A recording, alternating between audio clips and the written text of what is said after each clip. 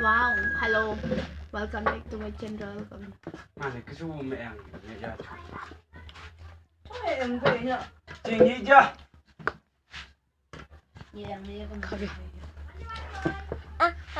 Thì thế nó bao nhiêu tàn.